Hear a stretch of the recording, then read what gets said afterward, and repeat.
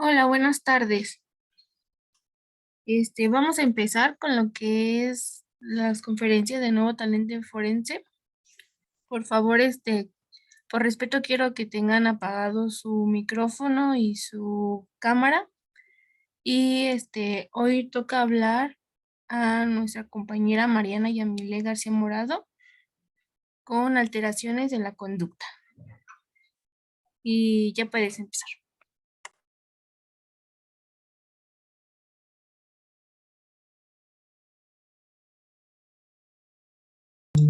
Bueno, buenas tardes. El día de hoy yo les voy a hablar sobre neuropsicología forense, las alteraciones en la conducta.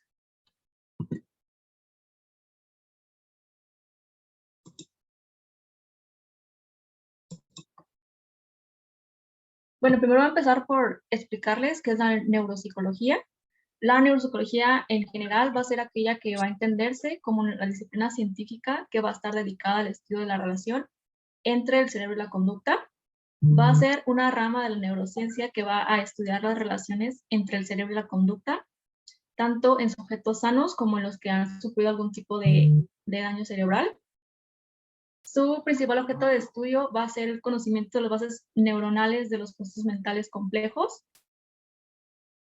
Y ahora vamos a la diferencia con la neuropsicología forense, la cual va a ser una disciplina que va a estar encargada de la aplicación del conocimiento teórico y de la metodología de la neuropsicología al ámbito legal. Y eso se puede definir como esta aplicación al ámbito específicamente legal, ya que va a aportar una información técnica desde la relación entre el cerebro y la conducta a los jueces o magistrados o fiscales, para que esto a su vez ayude al esclarecimiento de una causa judicial. ¿A qué hay ahí? Sí, pero son por suerte de bebés. Bueno, voy a empezar por explicar qué es un neuropsicólogo forense. Un neuropsicólogo forense va a ser un profesional que va a estar capacitado para actuar como perito en causas judiciales en las que se van a ver implicadas algunas personas que van a cometer algún tipo de conducta delictiva y que van a tener algún tipo de disfunción o daño cerebral. Y un neuropsicólogo es un psicólogo especializado en la evaluación y tratamiento de las condiciones asociadas al sistema nervioso central, el cual va a recibir o ha recibido una extensa formación en áreas tales como la neuroanatomía, la rehabilitación y la evaluación, así como las enfermedades neurológicas. Por lo que se puede decir que el principal trabajo de un neuropsicólogo va a ser conocer las alteraciones del sistema nervioso central y cómo estas van a afectar la conducta y cómo van a ser de utilidad en un caso que se esté investigando que implique la comisión de un delito. Y específicamente los expertos en neuropsicología forense tiene que aportar cierta información que va a ser relevante en cuestiones tales como la evaluación de la psicopatía y pues también en casos en particular como en algunas personalidades que están involucradas en un comportamiento antisocial. Y el principal objetivo del neuropsicólogo forense va a ser la de investigar si existen posibles alteraciones neurocognitivas que van a fundamentar un determinado comportamiento que va a estar relacionado de alguna u otra manera con un proceso judicial, para que esto se pueda plasmar en un informe pericial psicológico que le va a servir al juez para tener las herramientas para poder tomar una decisión y emitir un veredicto en el asunto que se esté investigando, el asunto de un delito.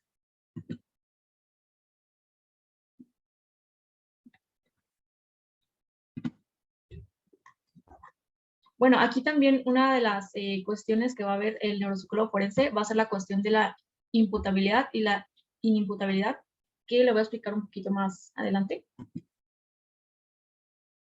Bueno, les voy a hablar principalmente de sabemos que el cerebro humano es una de las áreas más complejas de las estructuras que tenemos, ya que esta va a procesar información sensorial y a la vez que va a coordinar y va a mantener las funciones vitales del organismo. Sabemos también que hay hasta 1 billón de neuronas que van a trabajar por medio de impulsos eléctricos para coordinar estas actividades físicas y procesos mentales que van a distinguir al ser humano de algunas otras especies de animales. Y voy a empezar primero por explicarles los lóbulos cerebrales, los cuales son 4: el lóbulo frontal, el lóbulo parietal, el lóbulo temporal y el lóbulo occipital. El lóbulo frontal va a ser aquel que va a estar ubicado detrás de la frente y se va a encargar de la gran parte del pensamiento complejo, que va a incluir la imaginación, la planificación y sobre todo el comportamiento. El lóbulo parietal va a ser aquel que va a estar localizado en la parte trasera superior del lóbulo frontal y este va a albergar la corteza sensitiva, es decir, que va a procesar ciertos mensajes que van a estar relacionados con los sentidos, con el tacto, con el gusto, y también va a estar relacionado con la temperatura. Y también va a tener una corteza motora, la cual va a ser la que está encargada de controlar el movimiento. Bueno, siguiendo con el lóbulo temporal, es aquel que va a estar situado detrás de cada sien, va a albergar la corteza auditiva y se va a encargar de la comprensión del lenguaje. También va a intervenir en cuestiones como la memoria y las emociones, que también es una de las partes más importantes que se analizan en neuropsicología forense. Y por último, el lóbulo occipital, el cual va a estar en la parte posterior de la cabeza y que va a controlar la corteza visual, que va a procesar todo lo que vemos. Y como un dato curioso, algunos investigadores de esto mencionan que hay un quinto lóbulo, el cual dicen que es la ínsula. Voy a poner la plática en mi celular. Mejor. Pero pues normalmente se conocen solamente 4, que son los que ya mencioné. Perdón, ¿podría repetir el quinto? Es que no lo escuché. Sí, perdón. Algunos investigadores mencionan que existe un quinto lóbulo cerebral, el cual mencionan que es la ínsula.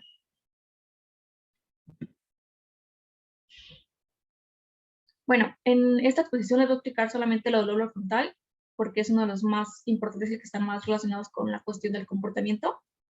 Y el lóbulo frontal va a dividirse a su vez en 4, en la corteza frontal dorsolateral, la cual se va a dividir en 4 áreas: la corteza motora, la premotora, la dorsolateral y la anterior. La corteza frontal dorsolateral, pues ya les mencioné que va a dividirse en corteza motora, la cual es una muy importante, ya que esta va a participar en las cuestiones de movimiento específico de los músculos, de las diferentes partes del cuerpo, mientras que la corteza premotora va a ser aquella que va a permitir la cuestión de la planeación, la organización y la ejecución de los movimientos.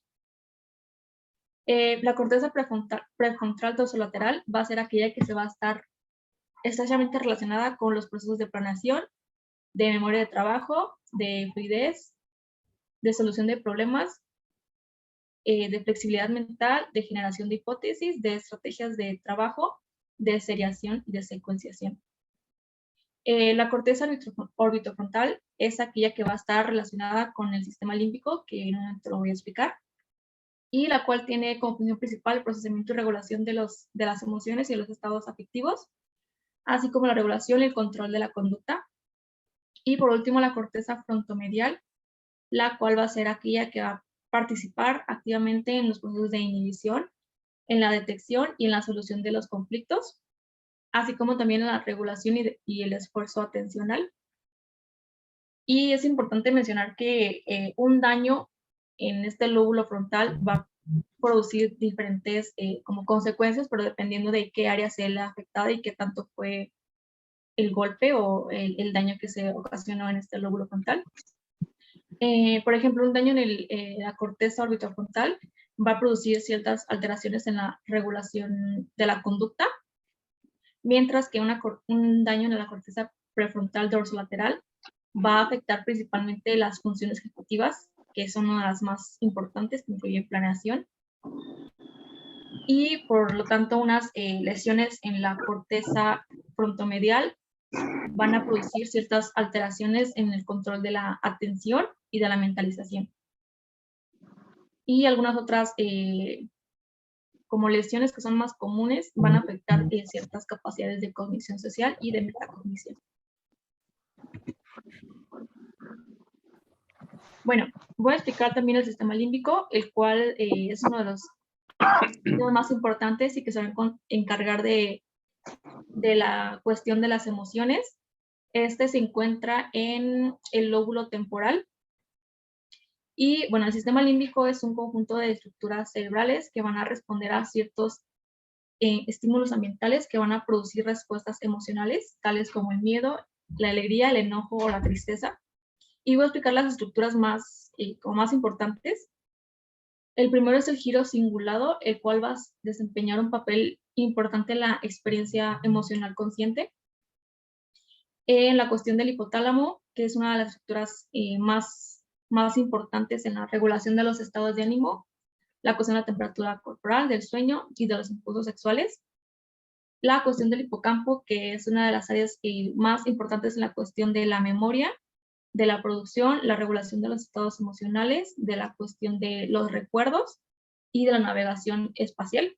Con navegación espacial me refiero a la manera en la que imaginamos un movimiento en determinado espacio. Y la cuestión de la amígdala, que también es muy importante en la cuestión de las emociones, que está, como ya mencioné, involucrada en la integración de las emociones, de las respuestas autónomas y principalmente de la gestión del miedo y de la reacción lucha-huida, lo cual sería importante en la cuestión de, digamos, el caso de las víctimas de algún delito. Digamos que este es el área cerebral que interviene más en la cuestión de la decisión que va a tomar la persona para huir o defenderse o quedarse como se conoce como congelado en shock. Entonces, esa es un área que está muy involucrada en este aspecto. También va a encargarse la amígdala de la cuestión del aprendizaje emocional, de la cuestión de la memoria y de la regulación de la conducta sexual y de la agresividad. La cuestión de la agresividad se va a referir a que ya, pues, normalmente es una de las áreas cerebrales que más se estudian en las personas que han cometido algún delito, porque normalmente se encuentran afectaciones en esta área que explicarían que la persona tenga un cierto nivel como de agresividad o en las cuestiones, en los delitos sea como más violento. Bueno, voy a explicar lo que son los trastornos neurocognitivos, los cuales son un grupo de afecciones que con frecuencia conducen a un deterioro de la función mental. Normalmente ocurren más en adultos mayores, pero también pueden afectar a personas jóvenes, como ya lo mencioné, en caso de algún golpe en la cabeza, alguna lesión cerebral. Es aquí donde afecta muchísimo más a las personas jóvenes. Y lo que se me olvidó mencionar es la cuestión de la relación del sistema límbico con las cortezas y con el lóbulo frontal, ya que ambos van a encargarse de procesar ciertos estímulos emocionales y de integrar funciones cerebrales complejas, lo que va a incluir algunas decisiones racionales, la cuestión de la planeación, de la expresión, de las emociones y sobre todo la interpretación de las conductas sociales. Y una de las cosas más importantes es la generación de juicios morales, lo cual va a determinar si una persona va a realizar una conducta o no. O sea, un ejemplo podría ser cuando una persona se va a encontrar frente a, no sé, está una mesa y está un teléfono, ¿no?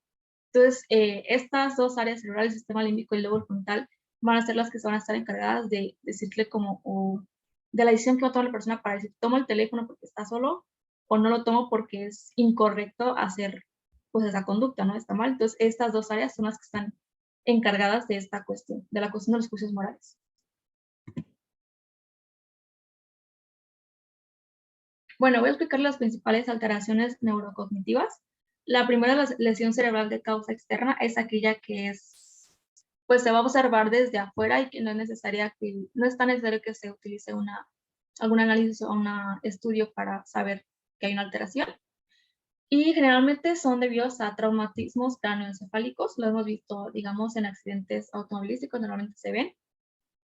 El siguiente es la lesión cerebral de causa interna, los cuales provienen normalmente de algún tumor, pero también pueden darse algunas otras causas, tales como la hidrocefalia, que es la acumulación de líquidos en el cerebro.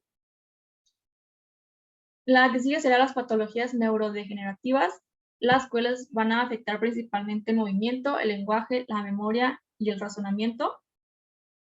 Y también pueden afectar el comportamiento, lo cual va a derivar de una pérdida progresiva de la autonomía.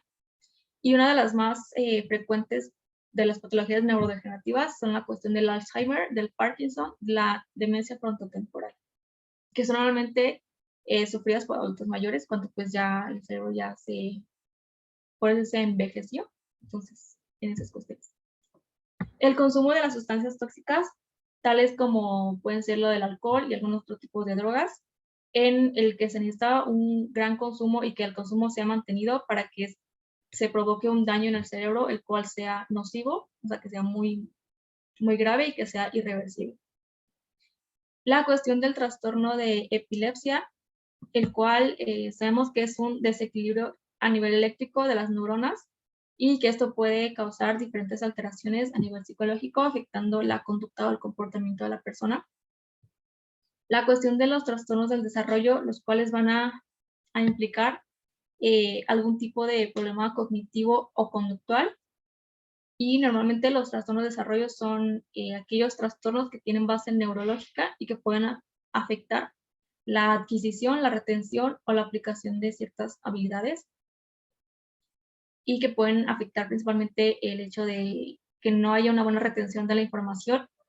Estos trastornos de desarrollo normalmente se dan en niños, porque pues es cuando los niños están aprendiendo todo, entonces normalmente se dan estas en niños. Algunos de los trastornos del neurodesarrollo más comunes son el trastorno por déficit de atención por hiperactividad, el trastorno del espectro autista, las dificultades del aprendizaje como la dislexia o algunas otras deficiencias en otras áreas cerebrales y la discapacidad intelectual. La parálisis cerebral es aquella que se puede provocar por diferentes formas, pero normalmente es la privación de oxígeno, o que es llamado infarto cerebral. Los trastornos mentales graves, tales como la esquizofrenia y el proceso normal de envejecimiento, que como ya mencioné, son aquellos que se van a dar en adultos mayores normalmente y implica un deterioro de algunas estructuras del sistema nervioso y algunas áreas cerebrales. Bueno, voy a explicarles sobre los ámbitos de actuación de la neuropsicología. La neuropsicología forense va a prestar un valioso servicio en diferentes ámbitos judiciales, pero principalmente en tres: en la cuestión del derecho laboral, en el cual va a estar relacionado en aquellos casos en los que frecuentemente se va a requerir un informe forense para determinar si algún trabajador sufrió alguna secuela o algún accidente en el trabajo, o si tiene alguna enfermedad que pues haya derivado de su trabajo.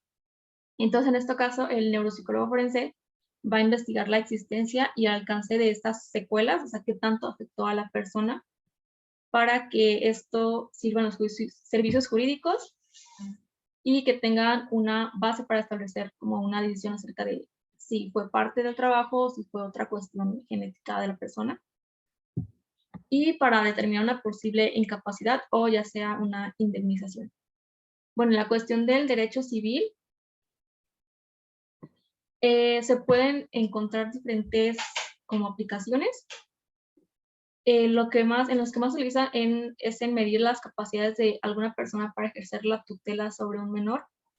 Bueno, creo que todo el mundo ha escuchado sobre lo que se menciona de que dicen que, no sé, la mamá o la papá está loco, entonces se aplican estas pruebas para saber si está realmente apto para cuidar a un menor, para hacerse cargo de un menor. Entonces, aquí es donde se aplicarían esta cuestión del derecho civil y de las cuestiones de la neuropsicología forense. Y también se utiliza para estudiar una posible incapacidad de una persona,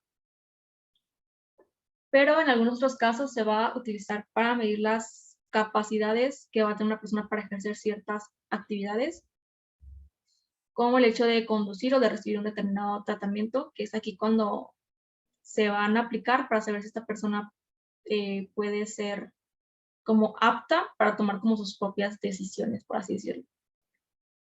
Y por último, la cuestión del derecho penal, ya que aquí es importante a la hora de evaluar una posible responsabilidad penal de una persona o la capacidad procesal que tiene esta.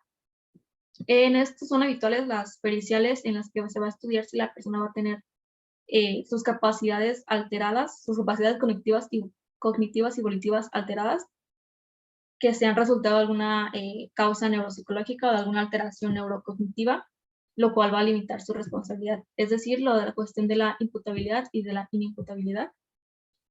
Por lo que la neuropsicología va, en este caso, a asesorar a los tribunales para que el juez pueda determinar el grado de imputabilidad de un sujeto con una disfunción, con un sujeto que tenga una disfunción cognitiva y que haya cometido un delito. Es decir, el neuropsicólogo forense va a encargarse de principalmente de determinar si esta cuestión, esta alteración neurocognitiva, este problema neuropsicológico, tuvo algún como repercusión en la conducta y que la persona pues no estuvo tan consciente de haber realizado el hecho. Bueno, sabemos que la cuestión de la imputabilidad se refiere a una persona que va a entender lo que está haciendo, su acción, y que entiende que esta acción está dañando a otras personas, es decir, la conducta, que entiende que la conducta es mala, por así decirlo, y que la conducta está dañando a otras personas. Con eso se refiere a la imputabilidad. Y pues obviamente si este individuo va a carecer de esa comprensión, se va a considerar como un sujeto inimputable, por lo que no puede ser penalmente responsable del daño que haya causado. Bueno, también les voy a hablar sobre la evaluación neuropsicológica. En este caso, la evaluación neuropsicológica aporta información que va a ser valiosa para el diagnóstico de aspectos neurofuncionales en diferentes áreas de la psicopatología y con relación a discapacidades y potencialidades.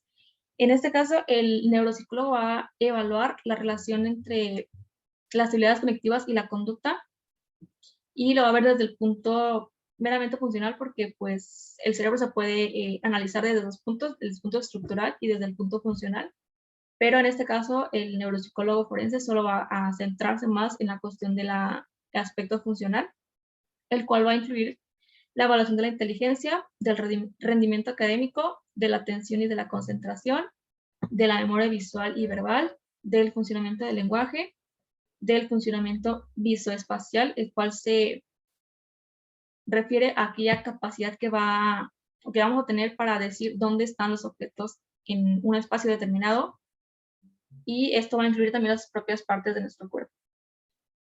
Y también la cuestión de el procedimiento visoespacial hace referencia a, bueno, nos ayuda para saber qué tan lejos están los objetos de uno mismo y de otros. También va a medir las habilidades motoras, las cuales van a ser aquella capacidad que tenemos de aprender a realizar ciertos movimientos. El procesamiento sensoperceptual, el cual va a ser aquel que va a referirse a la información que recibimos de los estímulos sensoriales, es decir, del gusto, del tacto, de lo que vemos, de lo que oímos, y cómo vamos a codificar esta información y vamos a procesarla para posteriormente utilizar esta información y tenerla como experiencia perceptiva. También la evaluación neuropsicológica también va a abarcar la cuestión del razonamiento abstracto, el cual va a ser la capacidad de aislar conceptos para que podamos como plantear diferentes escenarios de esos mismos conceptos y dar como una solución, es decir, la cuestión de la resolución de los conflictos. Y por último, las funciones ejecutivas, las cuales son de las más importantes en la cuestión de la neuropsicología forense, que van a ser actividades mentales complejas que van a ser necesarias para planificar, para organizar, para guiar, revisar, regular y evaluar el comportamiento que va a ser necesario para adaptarnos a cierto entorno en específico. Y pues dos de los aspectos que son más importantes en la evaluación neuropsicológica van a ser la cuestión de las funciones ejecutivas y de la memoria. Y pues, bueno, como dato curioso, existen varios como tipos de evaluación neuropsicológica dependiendo del grupo al que vaya dirigido. Hay evaluación neuropsicológica para adultos, evaluación neuropsicológica para niños y evaluación neuropsicológica para adultos mayores, ya que es diferente la forma en que va a funcionar el cerebro de un niño al que funciona el cerebro de un adulto o de un adulto mayor. Entonces es importante también tomar en cuenta eso. Normalmente se usa más la evaluación neuropsicológica en adultos. Bueno, las cuestiones de las funciones ejecutivas, las cuales vamos a necesitar para desenvolvernos en nuestro entorno y para conseguir nuestros objetivos. La primera es la cuestión de la memoria de trabajo, la cual es aquella capacidad que vamos a tener de almacenar cierta información y procesarla, y para que posteriormente después esté como disponible para nosotros para que podamos utilizarla. La cuestión de la planificación, la cual va a ser aquella que se refiere a la capacidad de generar ciertos objetivos o desarrollar planes de acción para conseguirlos y elegir como lo que más nos convenga. Esta cuestión de la planificación está muy relacionada con la cuestión de los delitos porque va a determinar qué tanto como planeó esa persona la realización de una conducta, ¿no? O sea, si se le presentó esas dificultades y cómo fue que cambió sus como planes para ajustarlos o adaptarlos a lo que esta persona quería. La cuestión del razonamiento, la cual va a ser una facultad que nos va a permitir resolver ciertos problemas. La cuestión también de la flexibilidad, la cual va a ser aquella como habilidad que vamos a tener para realizar algunos cambios en aquellos planes que ya estaban hechos, que eso tiene mucho que ver con la cuestión de la planificación. Se refiere a si nos presentan como ciertas dificultades y la capacidad que nosotros tenemos para cambiar como nuestros planes y adaptarlo a las necesidades que tengamos o a lo que queramos lograr o las circunstancias del entorno. La cuestión de la inhibición, la cual va a ser aquella capacidad que tenemos para ignorar ciertos como información que no vamos a necesitar, información irrelevante, cuando estamos realizando una cierta actividad. O sea, digamos la cuestión de, bueno, un ejemplo muy simple y básico cuando estamos en clase, ¿no? Que esta está involucrada en la cuestión de, no sé, no agarrar el teléfono, no agarrar esto para distraernos y poner atención en algo que estamos realizando en ese momento. La cuestión de la toma de decisiones, la cual es un proceso el cual va a ser, que va a estar relacionado con realizar una elección entre varias alternativas en función de lo que nosotros queramos, de nuestras necesidades, y en el que se toman en cuenta los resultados o las consecuencias de las decisiones que hayamos tomado. La cuestión de la estimación temporal, que le va a ser la capacidad de calcular de manera aproximada el paso del tiempo, o sea, de como de ubicarnos. La cuestión de la ejecución dual, que va a ser aquella capacidad que vamos a tener de realizar dos tareas al mismo tiempo. Y por último, la cuestión del branching o la multitarea, que es aquella de capacidad de organizar y realizar de manera óptima, simultánea y sabiendo cómo organizar nuestras tareas, pero para poder realizarlas todas de una manera que todas nos salgan como bien. Eso se refiere al branching. Bueno, ¿cuáles son los aspectos que normalmente se evalúan en una evaluación neuropsicológica? Estos aspectos están diseñados para identificar y medir ciertos procesos o déficits cognitivos y si existen algunas disfunciones cerebrales en las personas. Por lo que es importante que esta evaluación neuropsicológica forense incluya una descripción de las de las funciones que va a tener las áreas cerebrales y de cómo estas afectan a la conducta del comportamiento de la persona. La primera es la cuestión de la atención, la cual va a ser de gran utilidad en los casos relacionados con violencia intencional, que también puede relacionarse con trastornos como el déficit de atención por hiperactividad o algunos otros que van a estar derivados de alguna lesión cerebral, ya sea en el lóbulo frontal o en el lóbulo temporal. La cuestión de la inteligencia, que pues sabemos que hay muchas formas de medir la inteligencia, pero digamos que en este caso en específico, el neuropsicólogo forense lo va a utilizar para medir principalmente el funcionamiento neurológico y cognitivo, lo que bueno, esta información le va a servir al neuropsicólogo forense debido a que algunas personas, creo que todos hemos escuchado que alegan que tienen alguna enfermedad mental, algún trastorno mental, para reducir la sentencia, para reducir como lo que hizo. Entonces va a servir, es de gran importancia en esta cuestión para saber si en verdad va a ser imputable o inimputable dependiendo de si tiene algún trastorno neurocognitivo. La cuestión de la conducta adaptativa, que se va a referir a principalmente aquellos trastornos del desarrollo, a cómo las personas se van a adaptar a su entorno.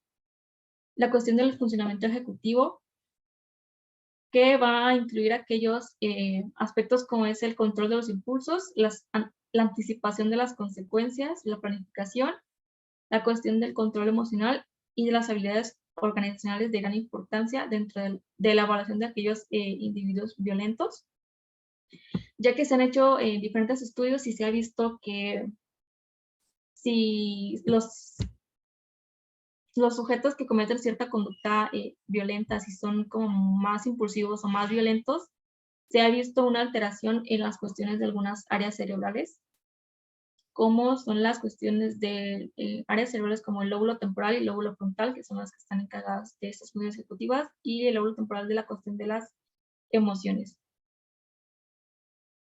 La cuestión de la personalidad y la violencia, porque se han encontrado ciertas alteraciones en las cuestiones de las funciones ejecutivas que afectan a su vez la toma de decisiones, la flexibilidad mental y la inhibición. Y eso se ha observado en esos tres factores de la cuestión de la toma de decisiones, de la flexibilidad y de la inhibición, se han visto como alterados en aquellas personas con trastornos de personalidad tal como el antisocial o la psicopatía. Y por último, la cuestión del testimonio, que esta servirá tanto para personas que han cometido un delito como para personas que son víctimas de un delito, ya que se va a enfocar en determinar la fiabilidad de lo que está diciendo la persona, del discurso que está dando, y si hay como existencia de algún engaño. Y en esto se puede utilizar la cuestión de un equipo poligráfico, que sabemos que se pueden ver alterados estas cuestiones. Entonces, la cuestión del testimonio sirve tanto en víctimas como en personas que han cometido un delito. Y bueno, voy a mencionar algunas técnicas de neuroimagen, las cuales van a ser aquellas que van a encargarse de decir al neuropsicólogo forense y al juez si una persona en verdad está sufriendo una alteración en alguna área cerebral o si simplemente está mintiendo para reducir su penalidad. Las técnicas de neuroimagen se van a dividir en dos, en las funcionales y en las estructurales. Las que comúnmente se utilizan en la cuestión de la neuropsicología forense y en los juicios son las cuestiones de las funcionales, ya que en algunos estudios se ha visto que la cuestión de la estructura a veces no tiene tanto que ver en el funcionamiento del cerebro o en cómo una persona va a realizar una conducta. La primera es la tomografía axial computarizada, que es esta primera acá, que está en azul, que es un procedimiento que es como parecido al de los rayos X y que tiene como intención detallar el interior del cerebro y que toma diferentes imágenes creando como al final una imagen en 3D del cerebro. Y esta pues va a permitir ver más que nada la estructura del cerebro. La cuestión de la resonancia magnética por difusión, que es esta que está acá, que es una herramienta que se va a utilizar para también medir la estructura del cerebro y está basada en la cuantificación del movimiento del agua en el cerebro, pero esta es la resonancia magnética por difusión. La resonancia magnética estructural, que como su nombre lo dice, va a medir principalmente la estructura del cerebro, y es una de las más utilizadas para el estudio del cerebro. Y esta va a utilizar las propiedades del tejido del cerebro para obtener información sobre su forma y sobre su morfología. La cuestión también de la resonancia magnética funcional, que es una de las más utilizadas, sí es un poco cara, pero es indispensable para entender el funcionamiento del cerebro, que me parece que es esta. Y esta va a permitir la activación de ciertas regiones cerebrales por medio de ciertos impulsos que se aplican en la prueba. La tomografía por emisión de positrones, que este es el aparato que se utiliza, que es también conocida como PET, y es una técnica que no es invasiva y que va a permitir estudiar las propiedades metabólicas y bioquímicas del cerebro. La imagen por tensor de difusión, que es una técnica que va a analizar la difusión del agua alrededor de las fibras del sistema nervioso central y que va a permitir observar una imagen, observar las conexiones neuronales que pues tiene esta persona, o sea, si están funcionando correctamente, y va a proporcionar información acerca de la plasticidad cerebral y la reorganización funcional. La imagen por tensor de difusión es muy parecida a esta, pero tiene la gran diferencia de que va a medir la cuestión de la plasticidad cerebral. Y por último, la electroencefalografía, o por sus siglas EEG, que es una que pues es muy conocida y que va a consistir en medir la actividad eléctrica cerebral a través de unos electrodos que se van a fijar al cráneo. Si los han visto, son como unos chupontos que se ponen para medir la actividad cerebral. Y eso se trata de una técnica con baja definición espacial, debido a que pues mide también pues la cuestión de de la actividad eléctrica del cerebro. Bueno, y aquí les puse algunas técnicas de neuroimagen y la diferencia. Esta me parece que es una resonancia magnética, y aquí se ve la diferencia entre una persona que tiene esquizofrenia y una persona que está sana. Entonces sí se como una gran diferencia en los colores y en la cuestión del funcionamiento de las áreas cerebrales. Perdón, una pregunta. ¿La zona Sí, que está adelante. roja es la que dijo que tenía esquizofrenia? Sí. Ok. Igual se presenta en cualquier otra alteración de la mente. ¿Cómo a qué te refieres? Sí, por ejemplo, que sea otro tipo de trastorno. Ok, sí se puede presentar, pero es dependiendo de qué tanto daño tenga esta persona. O sea, digamos aquí, la esquizofrenia, ¿no? Que va a afectar principalmente la cuestión del lóbulo temporal, frontal, que se va a encargar del comportamiento, pero puede haber otro trastorno que también afecte el comportamiento y que se vea muy parecido a esta imagen. No sé si esa es la pregunta. Sí, Ok, gracias. sí, de nada. Bueno, esta es la cuestión del encefalograma. Aquí se ve en personas normales y algunas con una patología, estas con Parkinson, estas con un ataque cerebrovascular, que es normalmente conocido como el derrame cerebral, de una persona con demencia y de una persona con postcrisis de epilepsia. Entonces sí se ve como mucho la diferencia en la cuestión del funcionamiento de la actividad eléctrica del cerebro. Y este es otro electroencefalograma de una persona normal, bueno, es de un niño, y de una anormal. Este es una persona, un niño que tenía una encefalopatía epiléptica infantil temprana, la cual va a ser una enfermedad que va a estar caracterizada por crisis epilépticas, que normalmente se presentan en recién nacidos y que va a afectar la cuestión de las habilidades motoras que son las capacidades de mover, o sea, de mover un brazo, de mover las piernas, de moverse en general, es lo que va a afectar principalmente y pues se ve mucho la diferencia, ¿no? De en una persona normal y una persona con encefalopatía epiléptica. Y esa es una resonancia magnética de una persona también normal y de una persona con fibromialgia.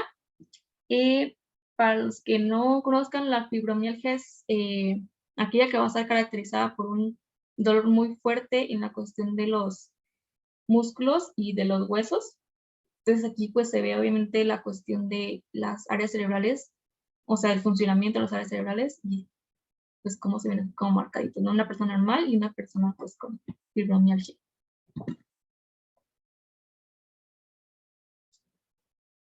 Y bueno, esta es una de las, bueno, que a mí me sorprendió, la cuestión de una resonancia magnética en un niño de 15 años con fenilcetonuria clásica, que la fenilcetonuria clásica es una enfermedad que es producida o es provocada por aquellas pacientes que tuvieron un déficit intelectual o unas complicaciones neuropsiquiátricas y que estas complicaciones no fueron tratadas, entonces como que se va desarrollando esta cuestión de la fenilcetonuria clásica. Y en la primera imagen es un tumor, un quiste frontotemporal, y como ya mencioné, la cuestión de la frontotemporal, la cuestión del lóbulo frontal que va a afectar el comportamiento y la cuestión del lóbulo temporal que afecta las emociones. Y es el mismo paciente, pero con un quiste temporal derecho. Aquí. Y por último, les voy a presentar sobre los principios de tractografía cerebral. No sé si se alcanza a ver aquí, esto como una alteración en el cerebro de la persona. Y la tractografía cerebral es un procedimiento que normalmente se va a aplicar a aquellos pacientes en los que se tiene la sospecha de que tienen algún tumor. Entonces se aplica para saber qué se va a operar y para afectar lo menos posible las demás conexiones neuronales o las demás áreas del cerebro.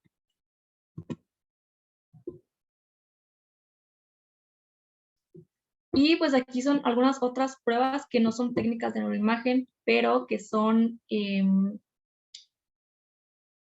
técnicas neuropsicológicas que pueden ser aplicadas, como ya mencioné, a niños, adultos mayores o adultos jóvenes. Entonces, si alguien quiere esta tabla, se las puedo pasar después, porque está un poquito larga para explicar. Y les presenté una técnica que se llama técnica de Brain Fingerprint, cuáles son las principales técnicas de neuroimagen que se crearon. Y la técnica de Brain Fingerprint es un método científico que va a analizar la información que se va a tener y la que no se tiene almacenada en el cerebro. Y esto sirvió mucho en la cuestión de la neuropsicología forense porque podía determinar si una persona había cometido un crimen, ya que esta persona iba a guardar cierta información en su cerebro de, a ver, no, si una persona había matado a alguien, pues iba a tener esa información de que la había matado, de que había realizado, no sé, con un cuchillo, con un arma, cualquier cosa. Entonces iba a tener esta información en el cerebro. Y esta técnica se utilizó para determinar, como ya mencioné, si una persona cometió un crimen o no. Y uno de los casos en los que más, bueno, el primer caso que se utilizó fue el caso Ferry J. Harrington contra el estado de Iowa, en la que se utilizó como prueba dentro de un juicio criminal en los Estados Unidos, porque en este caso Ferry J. Harrington, él estaba en prisión porque lo habían culpado de un delito de homicidio, en el cual él siempre alegó que era inocente, que no lo había cometido, por lo que se solicitó que se abriera un nuevo proceso. Y aquí fue donde se aplicó la técnica de Brain Fingerprint, y con esta técnica se comprobó que él no tenía como almacenada esa información en el cerebro, o sea, que él no conocía los detalles del homicidio, por lo que, bueno, es importante mencionar que no solamente se utilizan las técnicas de neuroimagen, tiene que ser un trabajo en conjunto, pero gracias a esta prueba se determinó la inocencia de esta persona, y esta misma técnica fue utilizada en en una persona que creo que la estaba como inculpando, o un testigo que la estaba inculpando, entonces se aplicó esta misma prueba y se comprobó que esta persona que lo está inculpando, él sí tenía como esa información de haber cometido el crimen, sí la tenía en su cerebro, entonces pues obviamente también se aplicó con otras pruebas, pero esta fue de gran ayuda para determinar la culpabilidad, bueno, la inocencia de esta persona y la culpabilidad de la otra persona. Y uno de los casos más importantes y más relevantes en la cuestión de la neuropsicología forense fue el caso de Phineas Cage, el cual sufrió en su trabajo, bueno, aquí se ve la imagen, él estaba trabajando y le cayó una vara de metal que le atravesó el cráneo. Y luego de este accidente se observaron en él un trastorno en su carácter, en su conducta, ya que pues la vara de metal que lo atravesó afectó principalmente el lóbulo frontal, que es el que está encargado del comportamiento de la conducta. Entonces se observó un gran cambio en su conducta. Decían que se volvió obstinado, caprichoso, irrespetuoso, que se volvió impaciente e incluso violento, y que mostraba cierta crueldad y como hacia sus compañeros, que tenía cierto descuido en sus hábitos personales y que como que ya no podía, ya no era capaz de planificar algo. Entonces puede decirse que afectó más la cuestión de las funciones ejecutivas y hubo una disminución en su impulso sexual y sus compañeros decían que él ya no era gay, o sea, porque su cambio en la conducta fue muy, muy grande. No tuvo un gran cambio en la cuestión de los aspectos físicos, pero sí en la cuestión de la personalidad y la conducta, porque ya no tenía como esa capacidad de planificar algo y pues obviamente la conducta cambió por completo. Entonces se analizó y se descubrió que tenía una lesión en los lóbulos frontales, lo cual había dado como consecuencia una pérdida de las facultades para planificar. Y este análisis lo realizó el doctor Harlow, en el cual pues estuvo analizándolo desde que tuvo el accidente hasta que murió esta persona, y pues sí se vio un cambio muy, muy importante en la cuestión de la personalidad. Y bueno, les voy a explicar también sobre la importancia de esta evaluación neuropsicológica como medio de prueba. Y pues la reforma del nuevo sistema de justicia exige una mejor representación de la disciplina en el ámbito forense mexicano, y el peritaje psicológico de rutina va a incluir la cuestión de la evaluación del funcionamiento de las capacidades mentales superiores, del daño neuropsicológico que pudo haber derivado de un hecho delictivo, la cuestión de los conocimientos, de las habilidades y existen ciertos conocimientos, habilidades y procedimientos que son propios de un psicólogo formado y especializado en el área de neuropsicología y de psicopatología forense. Por lo que es importante que no solamente se realice una evaluación neuropsicológica, o sea, no se puede tomar solamente esta y con esta tomar una decisión, sino que esta tiene que ir primero acompañada, que una persona del área forense, especialista en área forense, tiene que realizarla, porque la formación académica y profesional va a ser completamente diferente y va a tener un enfoque distinto a un neuropsicólogo como en general, porque el neuropsicólogo forense va a estar más enfocado a la cuestión de la realización de la peritación. Y es importante que la evaluación neuropsicológica se complemente con algunas otras evaluaciones que puede realizar, no sé, un psiquiatra, un psicólogo, un neurocirujano, un neurólogo, incluso un criminólogo. Y para que un órgano jurisdiccional se pueda apoyar de esta evaluación neuropsicológica, necesita tener como dos características: que tenga gran relevancia en el caso y que esté como fundamentado con evidencia científica, es decir, que las pruebas que hayan sido aplicadas a la persona sean que tengan pruebas de refutabilidad y de aceptación por parte de la comunidad científica, es decir, que sean buenas o correctas las pruebas que se han realizado para esta persona. Y me parece que eso sería todo. No sé si tengan alguna duda.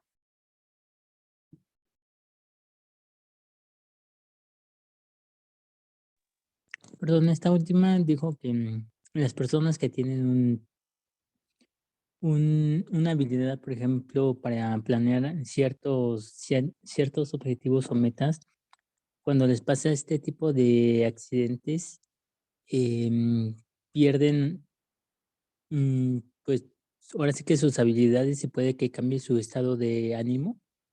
Y en caso de que, por decir así, una persona, pues, con algún tipo de trastorno mental, si le llegara a pasar lo mismo, habría em, como una corrección en su forma de ser, ¿o no? ¿O Es depende que es mucho? dependiendo, porque la cuestión del caso que les presenté de Phineas Cage, él como tuvo la suerte, primero no morir, pero le afectó lo frontal, pero pudo haber afectado la cuestión de la planeación, como pudo haber afectado la cuestión del racionamiento, como la cuestión de la flexibilidad. O sea, como no es fácil determinar qué área va a ser la que va a ser afectada. O sea, puede ser afectada la cuestión de la planeación, puede ser afectada la cuestión del racionamiento, de la flexibilidad, de la ejecución dual. O sea, no hay como una regla que diga, sí, pues aunque haya sufrido otra persona la misma lesión cerebral, no quiere decir que vaya a sufrir el mismo cambio en la conducta. O sea, O sea, como no puede es como seguir una teniendo el regla, no mismo se puede sufrir el trastorno.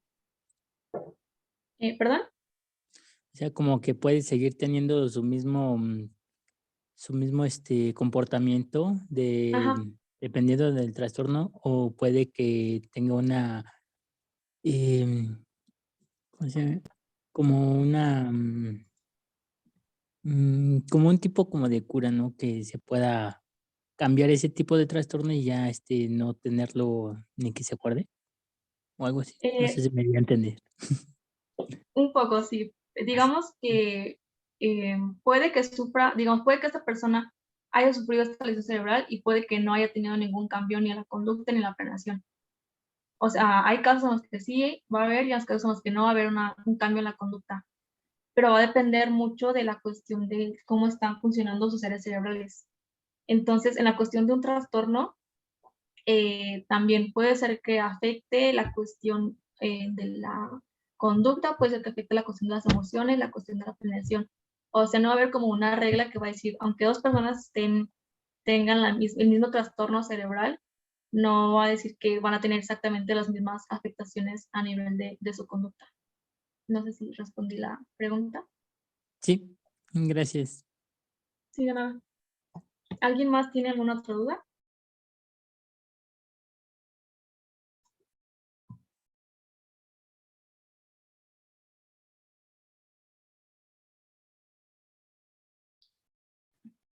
Creo que ya nadie.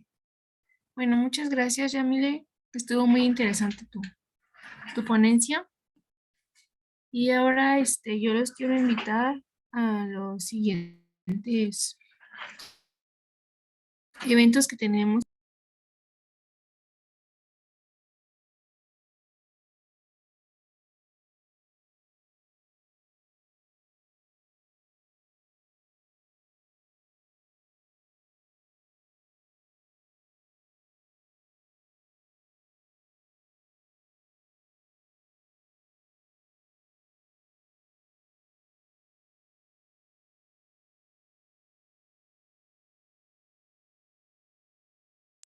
¿Sí se ve la diapositiva?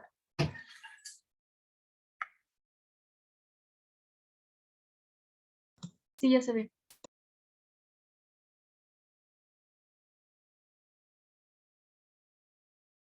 Bueno, el primero es una charla que hacer del criminólogo en masacres escolares.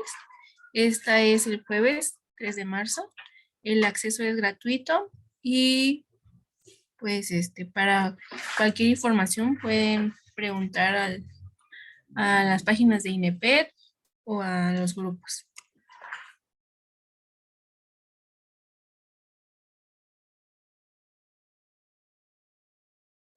También está lo del lenguaje corporal. Inicia el 5 de marzo, previo registro.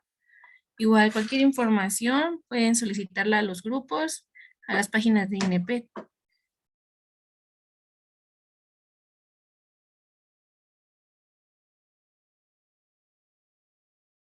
También tenemos la práctica de criminalística de campo. Este es el domingo 20 de marzo. Lugares en la Marquesa. Igual cualquier información que quiera, la pueden pedir a los números que están aquí, a los grupos. También tenemos el libro del lenguaje corporal de asesinos seriales. Cualquier interesado igual puede pedir información a los grupos. También tenemos la práctica de efectos, que es el domingo 3 de abril.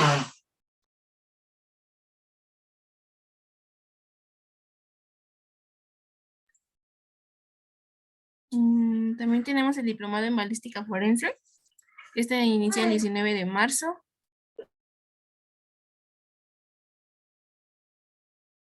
Y ahorita estamos en lo que es asesinos seriales de experiencia. Es un recorrido en la exposición y en la conferencia. Igual es previo registro. Cualquier interesado puede mandar mensaje a los grupos. Y los seguimos invitando cada martes a lo nuevo de talento forense. Todos los martes a las 6 de la tarde. Y aquí les dejo la tarjeta de la doctora Blanca Rodríguez Navarro. Está en Tanatología Clínica y Aprendiendo a Vivir. Y aquí están los diferentes sitios donde pueden encontrar información, que es INEPED, INEPED Oficial. Estamos en Facebook, Twitter, Instagram, TikTok, WhatsApp y YouTube. Y bueno, esto sería todo. Muchas gracias a las personas que entraron y que tengan una bonita noche.